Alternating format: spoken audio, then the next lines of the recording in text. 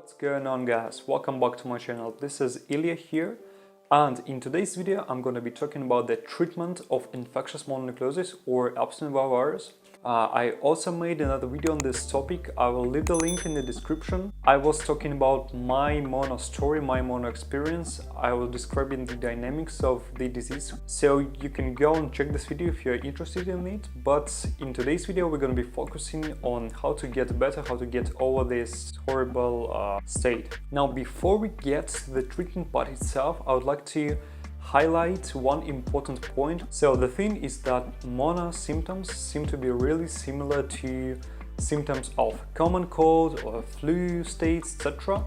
However, the treatment of mono is completely different from the treatment of common cold or flu or strep throat, and the reason for that is because mono is caused by EBV, Epstein-Barr virus, which is a virus, obviously, right?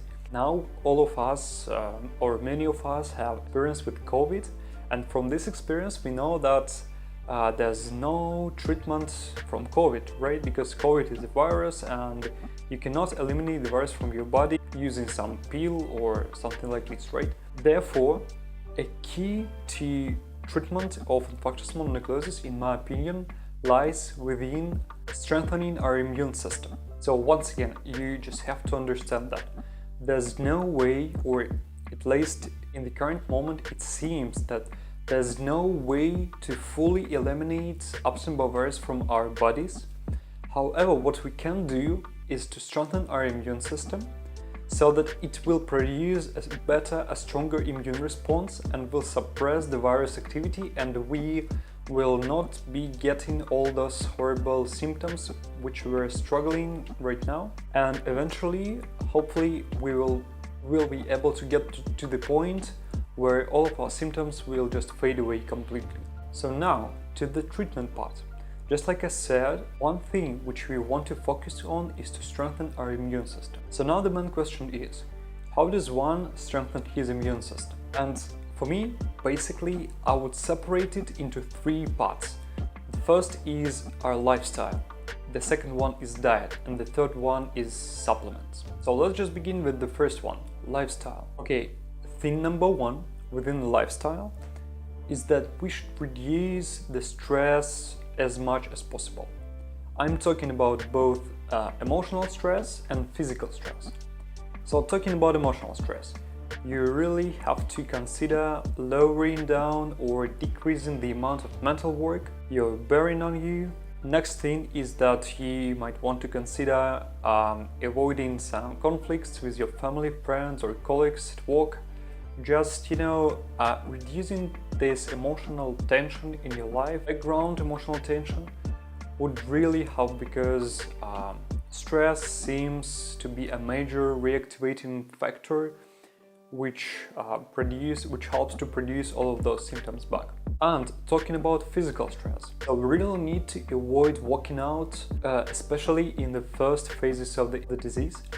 And I really understand how hard it may be for some of you, because back then, before the illness, I was a really sporty person myself. So I went to the gym, I went to the outside workouts, bars, pull-ups, something like this. However, just from my recent experience, when I kind of felt okay, I thought I was getting back to normal, and I went to 2 or 3 outside workouts, and after these workouts all of the symptoms just came back immediately. Like the day after, the 2 days after, I just felt like a complete garbage, guys. And to this moment I decided to stop working out, to let my body recover, and to not to pull the resources from the body, from the immune system.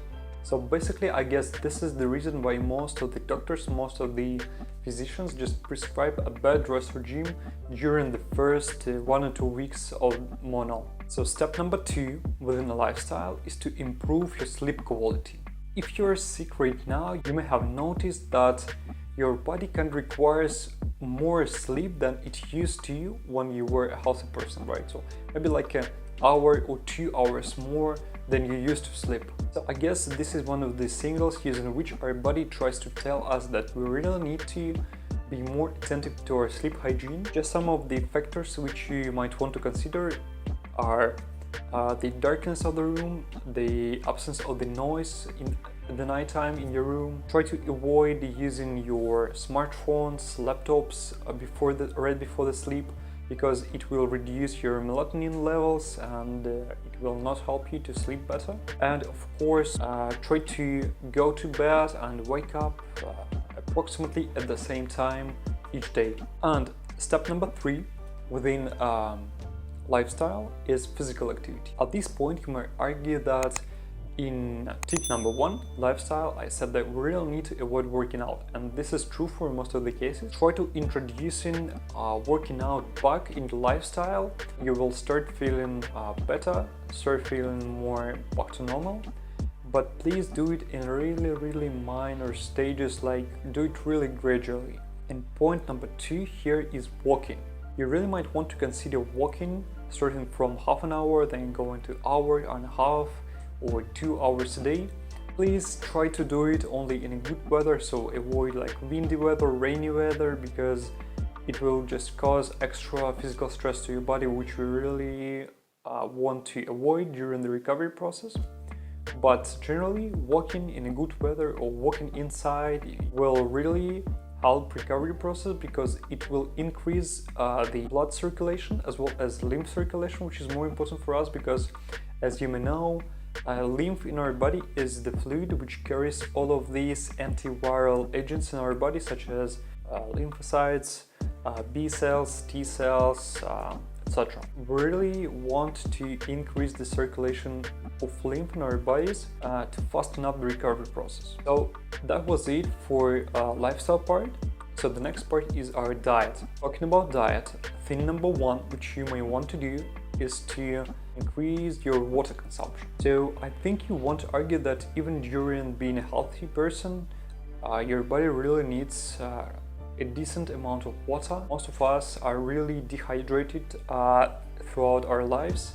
Maybe being ill with Mona is a good time to reconsider your attitude to water consumption and just really try to drink at about 1.5 to 2 liters of plain water per day.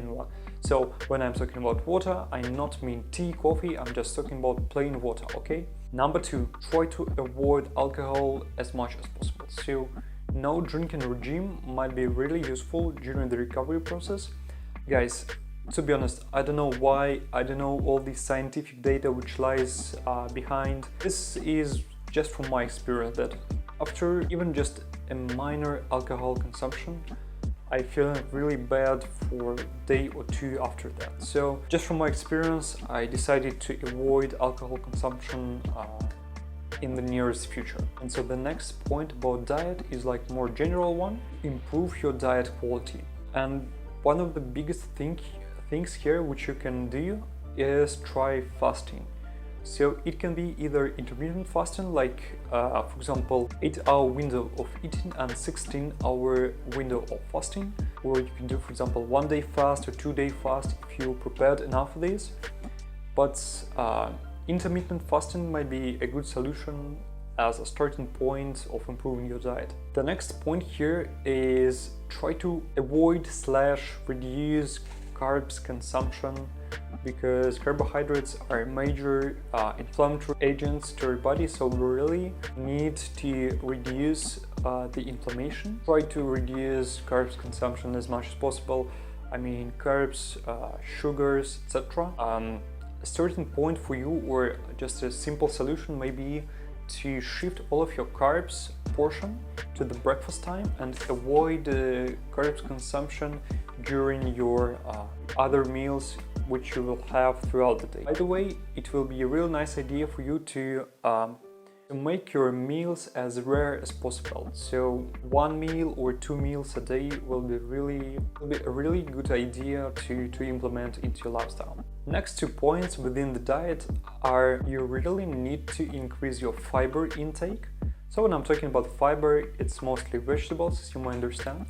And the next thing is try to introduce some fermented foods like fermented vegetables, for example, to your diet. Those two really will increase your gut microbiome diversity, which is scientifically proven driver of immune system. So once again, I won't be diving deep into the scientific data here, but this is just a proven fact that our gut microbiome quality and diversity is a major factor to the strength of our immune system. So we really need to increase our vegetables and fermented foods consumption. Just some more specific foods which are on my list are garlic, tea with honey and ginger.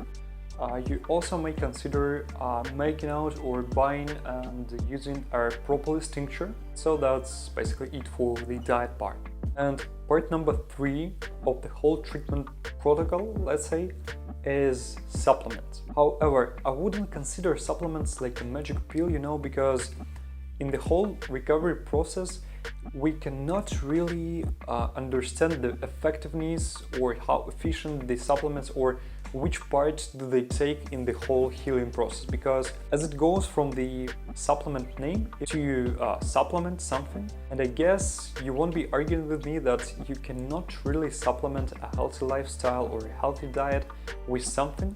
Therefore, supplementation here is more like an option, and lifestyle and the diet are the basis of the treatment. However, let me just list some of the supplements I've been taking, so please use following ones: zinc, copper and magnesium. So I guess this is the classic immune boosting triad of supplements, so try using them. Then goes L-leucine. It has some proven antiviral effects. The next are the vitamins. So I'm using vitamin C, vitamin B, and more specifically like a group of B vitamins.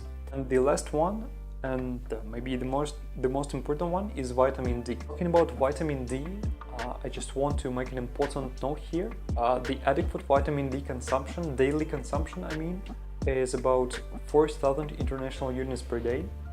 This is the level which helps my vitamin D levels remain stable. Maybe you don't know that, but vitamin D levels really tend to lower really fast when you stop taking vitamin D. Please make sure to make it like an everyday supplement for you. And so guys, basically that's it. So if you watched this video till the end, thank you very much. Maybe you see that I'm not a really energetic person and like smiling person right now, but this is because I'm still in a recovery process, and not every day I'm feeling myself okay. Today is not the best day for me. I'm having some kind of a little bit of a sore throat, some kind of a brain fog, some kind of a flu-like feeling. However, I do not have a fever right now. Maybe it's also called chronic fatigue syndrome. I don't know whether I have it actually or not, but I guess you guys understand what I mean. So I really hope that this video will be useful to you and it will help you to get better as much as possible. Also, please consider to use the comment section to share your EBV stories and share your advice for treatment for medication if you have something. And please give this video a like and subscribe to my channel, because I plan to make a lot of health and lifestyle related video in the future. And please be healthy and see you next time.